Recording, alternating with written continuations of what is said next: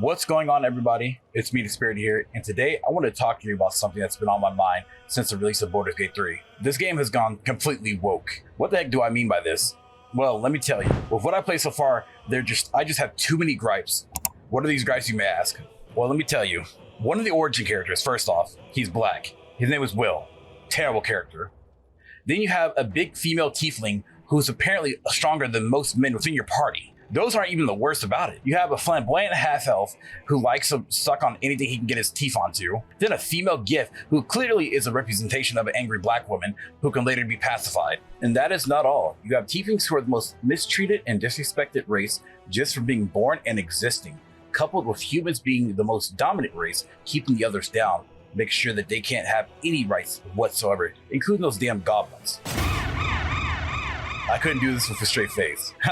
So you thought I was being serious. Yeah, no. Baldurs Gate 3 has been an amazing experience. Nah, but let me tell you what Larian Studios really woke up from. They woke up from the ilk that is modern gaming. So you might be asking yourself, what the heck am I really just talking about though? So as of recently, Baldurs Gate 3 has really been up in the bar when it comes to quality and presentation of RPG games or just modern gaming in general. So recently, a lot of game devs have came out of the woodworks to express on how they feel on Baldurs Gate 3's success and how the industry cannot live up to Baldurs Gate 3's success. Now, as you guys see what's on your screen here, you know, a couple game devs decided that it felt cute for them to give out their own personal opinions. So here's the first one here.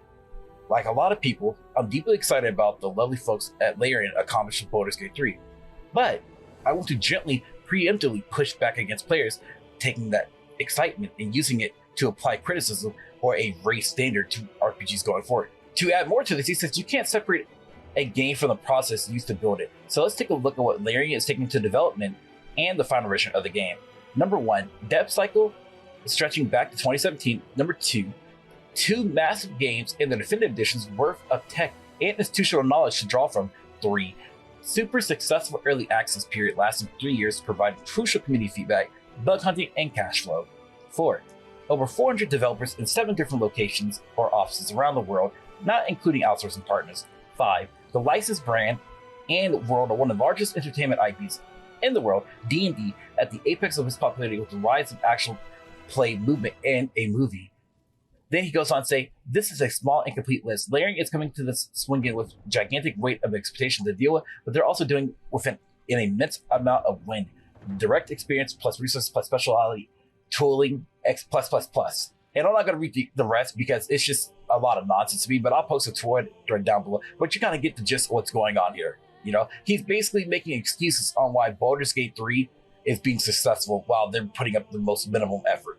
So you're mad that us as players are raising our standards in order to help improve the gaming industry because, you know, we've been getting scammed pretty much for the past, 5 to 10 years now? Okay, yeah, you're cool. And it's really weird that a lot of people are actually actively agreeing with this. And then the next one here, this guy quote retweets and says, this is a great thread about why using a singular game to set expectations for everyone developing titles in the genre isn't useful. It is instead foolhardy. No, it's not. No, it's not. I hate that mindset. So better games throughout the industry. I don't get what goes on in these people's sets. I really do not. And then last but not least, this last guy says, I would not be surprised if this was more dev effort than the next 2 or 3 games in the genre combined. It's rock solid level of nonsense for scope. Only a few studio groups can even try this. I cannot wait to play, but this kind of effort likely won't be replicated in this decade. Oh no, it can be. It can be. You guys just want to give us low quality games that's feature complete with bugs, incomplete gameplay, and just much more. So yeah, and then you're going to be still making a profit of it. But no, things can change. You just don't want it to. And then moving on, looking here at Baldurs Gate 3 Metacritic score, it's extremely high, and it's rare to see this for a video game. Hell, this Metacritic score has even surpassed Tears of the Kingdom, and even that game in and about itself is literally a copy and paste Breath of the Wild. Except the difference is that Nintendo went out already ahead and made the game feel great and wonderful, and that game is also feature complete. So as you see here, you see why modern Western game devs are legitimately afraid of games like Baldur's Gate because they don't want to have the norm changed. They don't want to be pro-consumer, you know? They just want to release their games in buggy states because Again, they know you're going to buy it because they can just fix it later. Now, in this article here, according to Polygon, is Baldur's Gate 3 is already one of Steam's biggest games ever, with a peak player count of 814,000, y'all. That is insane in terms of a brand new RPG, because it's about the quality and the polish here. So let me go ahead and give you guys a list of games that just came out in 2023 that's just been terrible. You had the Callisto Protocol, Forspoken, Redfall. You kind of see like the pattern here. Hell, you had The Last of Us Part 1, which was a port of a port that came on PC, and you had 2 chances and the game still ran bad. And that is because they have this mentality to where, oh, well, we're going to release it and then we'll go ahead and fix it later because, we can do that because we can afford to do that. And then on top of that, a lot of these games don't even fix the bugs that they currently have because the majority of them want to, sell you skins and stuff. So they worry about selling you skins than worry about fixing their buggy game. And don't even get me started on these live service games. I'm gonna start. You have franchises like Halo, who's been butchered down into the grave and then brought back alive in order to serve the course of Battle Royale, which the game does not need whatsoever. You have games such as Apex Legends, to where every 2 weeks, or at least feels like every week, they have to have an event that sells you skins instead of fixing the core gameplay of what people have been asking for many, many months or many seasons. And then you have the current controversy that's been going on with Destiny 2, where Lightfall has not been doing too well because they're removing game modes. Then on top of that, they're not trying to give you guys armor sets anymore because, they don't sell, too well or whatnot. But hey, let's go ahead and make you guys these premium skins that you should buy. Y'all should get it. That's really shitty. My last example is for one of my favorite game devs of all time, which is they created Simply. They're basically now a former husk of themselves. And the reason why I say this is because now they're starting to actually actively nickel and dime for every DLC without giving you much of an effort. So I think what it is that a lot of these game devs or publishers are trying to think, how much can they get away with? That's what they're trying to do. So you guys can see why we're having this discussion here about what's going on within the gaming world and the industry. Let me tell you guys something honestly. The last time I had this kind of feeling when it came to Baldur's Gate 3 was literally most likely, actually, let's go back to 2019 when it was Breath of the Wild. At that point in time, I was actually kind of done with video games because I felt like video games are just boring now. Nothing gets me excited basically anymore, right? Played Breath of the Wild and that got me back in the game. It's like, well, maybe now in the gaming world we have a chance. And then another game that has done it for me was Yakuza Like a Dragon. I fell in love with that game all over again. And then on top of that, I played that game twice. And that's a rarity for me to go back and play certain games twice like that. And then now, a couple years later, we have Baldur's Gate 3. And Baldur's Gate 3 has honestly hit every single mark for me. And trust me, I played a lot of other Larian Studios games. I played Divinity's original Sin 1, I played the second one. And now with Baldur's Gate 3, they are doing such a grand job, honestly. And just sitting back from creating your character, creating your class, looking at how the story is filling out. It's like, damn, there's just so much content. And this is at the start of the game. There's no microtransaction.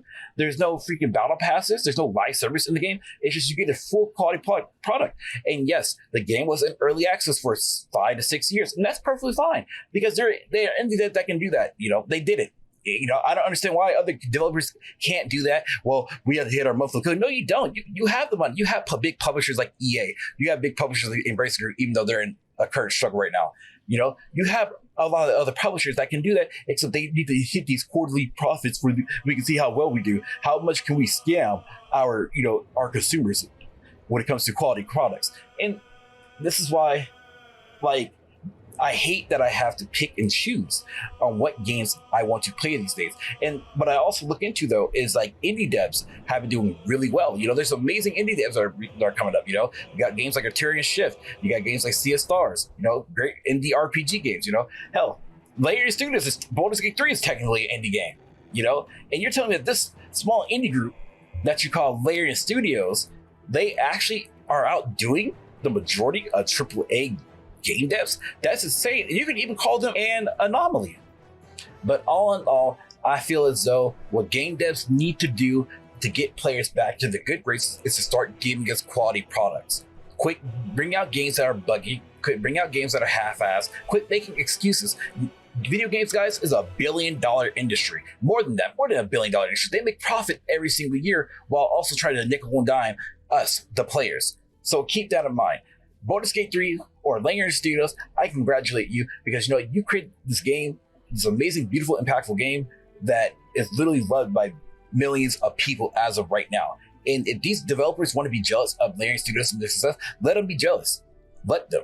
Because at the end of the day, we as consumers, we pay with our money, with our own hard-earned cash, okay? We decide on their fate. They don't decide on our fate.